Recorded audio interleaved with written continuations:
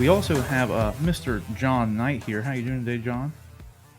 I, I don't know. I was doing really good yesterday, and then last night I sat down and watched Mortal Kombat, and I don't know. I'm really disappointed right now. So trying to get over the disappointment of that. Yeah, that can happen. That can happen.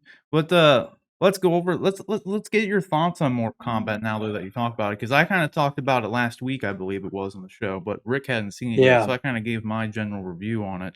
But what did you think about it? Well, obviously, from what I just said, I was super disappointed. Like I feel like we've reached that point in movies and TV shows and entertainment where people have come to understand that like the important part is to develop a good story and like have good motivations for characters and stuff and even if it's not even if it's smaller scale, just make sure the story's good and stuff. And I feel like this was really just kind of, I mean, this could have come out in the mid 90s. This could have been one of the sequels to the original Mortal Kombat, and I would have been like, yeah, okay, this makes sense. I just expected, I thought we had come further along in filmmaking in this day and age than what this movie gave us. So I put off, like, that's one of the reasons I wasn't on the show last week for the beginning for your segment on this. And one of the reasons I just kept putting it off because I was like, I really want to see it in the theater. Like, I had high hopes for this movie. I was like, yeah, Mortal Kombat. It's, you know, 2021. We know how to do genre films now. Like, it's important that you develop characters and story and stuff, and give motivations for why people are doing stuff. Or you go the opposite route and just make the movie fun and over the top. Um, but this movie just kind of fell like in the middle and just kind of was like, we're gonna try and do everything and do none of it well. And I was just like, what is going on? I did watch your I watched, I think, most of all of, maybe, I don't know, all of your review from last week. And I will completely agree at 100% that the actor that played Kano was like that. He was awesome. He He was was great. amazing. And Yeah. like, he was the one redeeming value to that movie. And I hate being so negative about it, but, like, I guess that's just, like, I'm really trying to come to terms with my where my expectations were and what they gave me. So Yeah, and that's the thing too with it. Like at least what I found, like the there was fun stuff in it. Like there was fun to be had. Like all the fights were pretty decent. I don't know if it was just maybe they tried to throw too much into it, and yeah. like it almost would have been. I was watching Jeremy Johns actually talk about it, and he brought up kind of a good point. And like everybody wants like a shared universe right now, like Mhm. and like everybody does. Like Universal tried to do a dark universe with like the Mummy and all that stuff, and you see how that panned out. But Mortal Kombat like would have actually kind of suited itself to have a more like shared cinematic universe thing with it, because like the movie opens, and there's going to be brief spoilers here, but this has been released anyway. If you haven't seen it, they released like the first 10 minutes of it. But the movie Yeah. opens with Sub-Zero going and killing Scorpion, and like it almost would have been better if like that was like a whole movie and you explored that, like why that was happening, and then moved on to like another movie, because you could have done some like Outworld stuff and then had the stuff with Scorpion and like the Nether Realm and kind of explained all that. Then in the next movie have Jackson, Sonya, and Kano do all their kind of stuff, and then like have the big Mortal Kombat tournament happen in the third one or something. Like I don't know. I don't know if it was just maybe like again, like they just tried to throw too much stuff in there and just didn't give anybody enough time to kind of, I don't know, breathe. It's super Yeah. weird though to say that like Kano was like the most interesting character in the movie. It's Like, kind of funny that you bring up that shared universe thing because I completely agree. Like, everybody wants their shared universe. And the reason everybody wants a shared universe is because of what Marvel has done. Marvel has just knocked it out of the ballpark, out of the city, out of the world, out of the universe with how well they've done a shared universe franchise. And yet, as good as Marvel has done it, it's like everybody else refuses to take the blueprint that Marvel gave them. Marvel gave them the blueprint. You introduce characters and solo stories, you focus on the story, you get people invested in the character, and then you start bringing them together. And nobody does it. Everybody wants to skip that part. Everybody wants to, jump right to have all our characters in the same movie. DC did it. Mortal Kombat did it. Universal, I guess they kind of tried, but even still, I think they jammed extra characters into that movie, whichever one came out. I can't remember which one came out Yeah, the Mummy, and then they The had Mummy. Russell Crowe's Mr. Hyde and Dr. Jekyll guy was in there, and then yeah, it was weird. Yeah, well, who's Tom Cruise's But character? yeah, He was Tom Cruise played some like ancient god or something. I forget what it yeah, like was. even they did nobody's fine just like focusing on the one character and taking the time, and it shows when you take the time and you do these things right, audience it pays off for the audience, and it makes sense. Everybody wants to jump right to, "Oh, we want a $3 billion Avengers, Endgame movie." It's like, "Well, screw you. No, you gotta go and, like, give me a reason to care about these characters." And I don't know, like, this Mortal Kombat movie, like, there's so many things that I just don't understand. Why did they start with the 10th version of the tournament? Well, they started Outworld has won not the previous 9. Why are you telling us that the previous 9 have happened? Why I understand that the 10th is the one that matters. That's the one that allows Outworld to invade, but why does that allow Outworld to invade? And why didn't you start with the first tournament? And why don't you tell us why Outworld wants to invade? And like there's so many like if you're going to try and like make it like an introduction for new people, then do that. But if you're not, then don't. Then jump right into the story and just have it be Mortal Kombat. Like they introduced the it was a Cole character, and Yeah. like you said, they give the backstory on Sub Zero and Scorpion and stuff. So it's like they're introducing us to the Mortal Kombat world for people that may not know it. But at the same time, they're also like throwing in just random stuff that you don't have any rationale or reasoning for. It's the movie. I don't know. It felt like a mess to me. And the other part that was bad was I was bored with part of it. I mean, there were parts where I found myself looking at my phone. I was like, wait a minute, what happened? All right, I guess I'll go back and like see what happened. But I don't know. Well, it I was it's been a also little kind of while. odd too that they chose to like play with the lore in the sense that like everyone gets the mark and unlocks their like inner power, or whatever, their arcana, whatever. So it's like Kano didn't have like a cybernetic eye; it was like he had a superpower. Which, Yeah, is that new? yeah, that's Was not that new how. for was Yeah, that for this, or did they introduce? Because I haven't played, like, the last I don't think I may have played 10, I can't remember, and I know I bought 11, but I haven't actually played the story yet, so is that something that's from the games, or is that something they introduced just for this movie? it was just for the movie. Like, and Okay, that's the so, thing like, too. Like, why? yeah, I don't know, because like Jax's arms aren't a power. Like he loses his arms and he gets robot arms, but like for whatever reason, and like the markings for people being like marked, like the birthmark thing, Yeah. that's not a thing either. It's just like there's Mortal Kombat and it exists, and like there's people who fight in it. Like that's all it really is. There's not supposed to be some deeper spiritual weird ass arcana connection with like a tattoo birthmark thing. Who's chosen ones? Like no, like Liu Kang is like the chosen one. If you want to like think about that, for like there is that aspect of it, but like Liu Kang was barely in the movie, and that's the thing Yeah. too. It's like they're on the 10th tournament here, but then like Liu Kang supposedly, like, they made it seem like he had never even fought in the tournament? Yeah, he Like, seems like a secondary character to Kung Lao. Kung Lao seems yeah. like the chosen one, like the he seems almost envious of Kung Lao Yeah, and a it was little just bit. weird. They made weird choices with the story in that sense, like, because, like, the Cole character was fine. Like, I liked, like, the lore behind him, like, being the ancient, like, last remaining ancestor of Scorpion and all that stuff. Like, oh, that's fine, but, they didn't do enough to, like, make you care about anybody. Like, It's the other thing, like, they didn't just tell you who Cole was up front. They gave you little hints, like, they show him looking in the mirror and seeing Scorpion in the mirror. Um, at this point, though, but we they don't hadn't even seen Scorpion yet either. exactly. So So it's kinda dumb. you're like, "Okay, this guy's tied to Scorpion somehow. Is he gonna be that guy reincarnated as Scorpion? Is he what?" And then he turns out to just be some ancient descendant. It was like, "Wha okay," and then Scorpion comes back just to fight Sub-Zero at the end, but not hasn't been in the rest of the movie. Like, how did he come back? It was just I Yeah, don't they know, they like, kinda I was threw in some one line of dialogue from him saying that, like, he, like, conquered Netherrealm. and like not like conquered and is their king, but like he found a way to harness the power of NetherRealm and stuff, and Well, like that's how he he's says, back or whatever. you sent me to hell to burn in the fire for eternity. Instead, I conquered the fire or whatever right Yeah, before whatever.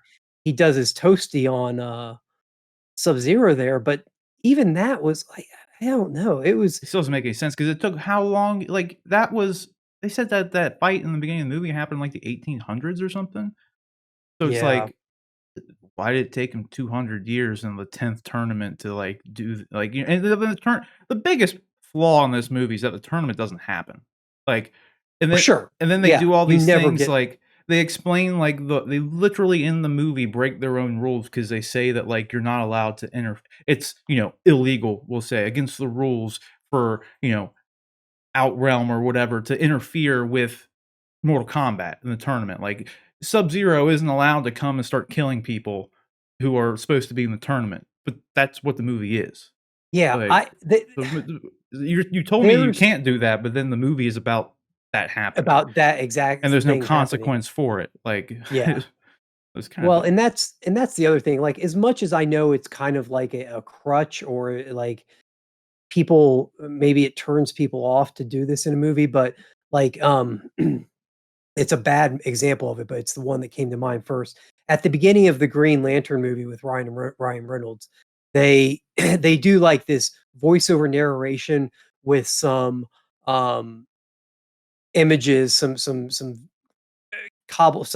am I trying to call it? It's, oh my god, it's a montage with a Mhm. montage of footage of the history of the Green Lanterns.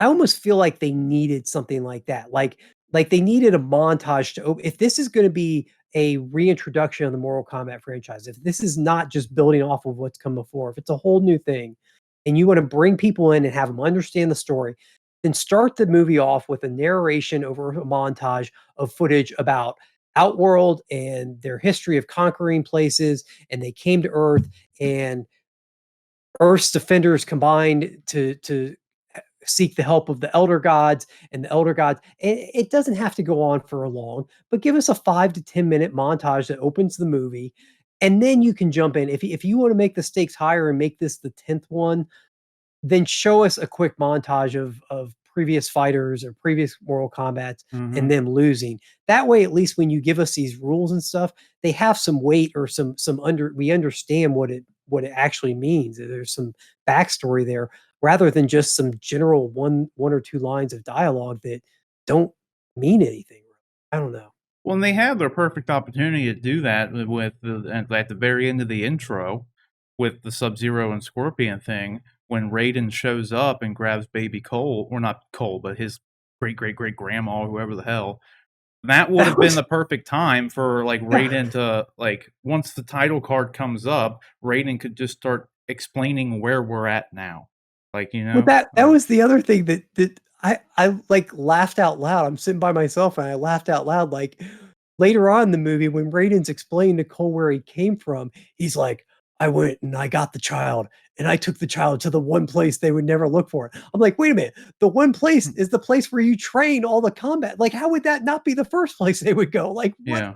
what are you talking about? The last place that they would think to look. The last place would be like, a Target store over in, Mississippi or something. Like, I just it Yeah, and it was such doesn't a really explain how Cole ended up not being a part of it at that point either.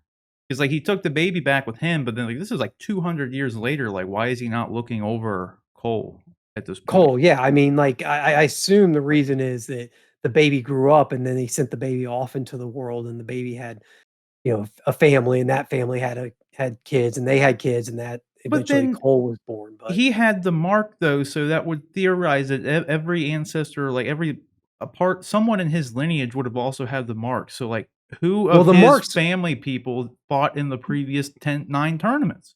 the whole marks thing was very confusing too because, like, apparently the way the mark transferred was, like, if you killed somebody with the mark, you got the mark. But does the mark also just randomly appear on people? Like, I'm assuming that, like in Cole's case, he was born with the mark and, Which implies, was like, everyone in his family would have had it. You know, because like, Scorpion would've had it, but then Sub-Zero would've had it. That's the thing too, it actually doesn't make any sense because Scorpion had the mark, but Well, and Sub-Zero killed him. Scorpion and Sub-Zero at the beginning of the movie, as far as we know, have no involvement in Mortal Kombat. Like, you don't know how often the tournaments take place. Do they take place every year, every 10 years, every 100 years? Like, how long did it take to get Outworld to 9 wins? Like, Well, that's the there's a thing too, lot that is about it. confusing. It's 'Cause, like, very confusing. because like, again, like, I like, in my head just now, I was thinking about it, I just assumed that it was someone in Scorpion's bloodline would have always had the mark, but since Sub-Zero killed him, there's no way anyone in their lineage would have had the mark, unless Cole randomly got it after 2 or 300 years or whatever it's been, but, like, And why? why is it a mark for Earth realmers? Do the Outworlders have mark? Does Sub-Zero have a mark that's, like, for Outworld? Did Goro have a mark for out like, I it was It doesn't make any sense yeah, in the end. it was, like, just a way to, like I don't even know why they did it. I honestly don't. I guess to make him, like, the chosen one because he had this mark or whatever to But bring they him all into the had the mark story, at but that point too, so it's like, what's it even matter? Like, because well, and then Jax had the mark, and then, like, they wouldn't let Sonya fight because she didn't have the mark, but they let yeah, Kano fight even though she beat Kano in a fight anyway, so it's like, you should just yeah, want the best people to fight, you know what I mean? Like, it just doesn't make yeah, any sense. exactly. Like, it's Like, stupid. they added all these things to the story that break the story almost. The story made perfect sense. It's a tournament for, it's a way for the Earth realm to give the Earth realm a chance to defend itself against an overpowering force. The elder gods, the the beings that the guardians of this world, the guardians of the universe for this world, have come to this agreement that this is, even though Outworld would stomp on Earth if given the chance, they protect them by saying, look, you have a chance to defend yourself and you bring your best fighters together. And Liu Kang can throw fireballs because Liu Kang is a mystic and he figures out how to tap into some unknown source. Like, you don't have to explain it with arcana. Like, Kano doesn't have to have heat vision. Like, just make Kano have a robot eye like that. The changes they made just seem to be made just for the sake of making a change. Mhm. They didn't seem like they had, unless they were like, if we do Arcana, then we can do whatever we want. We don't have to explain Kano's robotic eye or whatever. But I don't know. The whole thing. I was just kind of left scratching my head, like, what did I? Why did they even do this movie? Yeah, I don't know. So When I was watching Jeremy Jahns talk about it too, he was kinda complaining about the same stuff we are right now with the Arcana thing. And his theory about it was just that, like, they did it from maybe budgetary constraints. Is like, having Kano have a robot eye the whole time maybe would've just cost too much CGI time the and whole money. time. Yeah, like, Yeah, and it makes sense, I guess, but I thought for sure when Reptile attacked in his eye, I thought he was gonna, like, either spit something on his eye yeah. or that the claw marks were gonna poison his eye, and that's how he was gonna get his eye. And then he ends up just getting heat vision. I was like, "What?" Um, and then the other thing, and then it's, all these things are probably not, I mean, yeah, that, like you said in your review, the fight scenes were cool, but like Goro, I'm sorry, but when I was a kid, man, coming up, Goro was like, "Oh crap!" You get to the end of Mortal Kombat, and you go up against Goro, you're like, "Oh my god, this dude!" Like, even more than Shang Tsung. Shang Tsung was cool and whatever. I know he's the last guy you fight, and he sucks your soul or whatever. But Goro was like, "Oh my god, how am I going to beat this guy? It's huge, dude. He's got 4 arms. This dude's crazy." Um, and new guy Cole, who can't even win a, backroom brawl fight, Right. MMA fight, he kills Goro. And Mhm. I was like, okay, sure, I guess." Well, It's and just they made whatever. even a big deal, like Shang Tsung, like Prince Goro, like, they made him out Yeah, to be a big deal, but then they, like, just send him off to kill Cole. It's like, yeah. that's all he does? Like, you just, like, turn him into, like, a little henchman. It's like, he's you said it yourself, he's Prince Goro. And then Raiden, like, at one point they ask, like, when they're trying to set up, like, the end of the movie, like, "How are we gonna take out all Shang Tsung's guys?" Like, whatever. And then they're like, "Raiden, you can teleport people anywhere." And so Raiden just starts teleporting the bad guys, not the good guys to the bad guys, but the bad guys to where the good guys want them. Like, why didn't Raiden just teleport them away then when they came and attacked the temple in the first place? Like, Yeah, there was that's a good stuff that, point. Why don't you like, just I send their was ass just back to Outworld? Like, every time they exactly, come, just like, "Goodbye." send them, like, to, an island in the middle of the ocean that they Throw him have in the no way to get sun. exactly, Mm. like, there was stuff that happened. I was just like, oh man, I'm glad I didn't go spend the money to see it at the theater, and I kind of Yeah. want my 2 hours back. See, I liked some stuff in the movie though. Like I want to see more in it. I just hope they get like better writing more than anything. Have like a more concise story. Like maybe honestly, having a tournament would have been a little bit easier for them to tell a story because then you're in the confines of like, okay, there's a tournament or tell a story around Yeah, the tournament. So maybe it could have even been better at that point. But I'm yeah. hoping they do make more because I'd like to give them a chance to, like, kinda correct it because, like, I liked everybody who played the characters, and I thought, like, the characters for what we got from them were fine, but Acting was just need more. pretty good. The special effects were really good, I For yeah, thought. for what Um, they were good. Fight scenes were cool, but, like, it's everything else or don't have a story, don't try and give all these motivations and just make it an over the top action movie if you're gonna do that. But if you're gonna try and work this story stuff into it, then take the time to actually do it right. Don't just cobble it together and do it half-assed, which is really how it felt like it came across to me. Right. Well, before we move on here, since Rick hasn't seen it yet, and he's just been patiently waiting over there. Rick, you hear us talk about. You've heard me talk about this movie twice now. Now you get John's vibe on it. Like, do you have any intent on wanting to actually like see this movie now? Do you still want to give it a chance? Like, what are you thinking here? No. No. Honestly, after hearing John's review especially, I mean, everything you mentioned, it just sounds like a shitstorm to me, and I just don't really see myself, like, dedicating the time to sitting down and watching it after hearing about just all the, like, plot holes and all that sort of stuff. It just doesn't sound good. Yeah. I tell you what, man, like, if I were you, if you're, like, doing something else, if you're, like, working on your helmet or you're, cleaning up around the house or something, like, you can throw it on and have it on in the background and, like, stop for the fight scenes just to see the cool fight scenes, Yeah, but that's about as far as I would go as far as recommending it to someone, like, yeah, it if you just wanna see some cool fight scenes, then yeah, maybe go ahead and pause and do whatever, but I mean, Jax at one point literally grows metal out of nowhere, like, That's the Arcana thing. It's just it was lazy, man.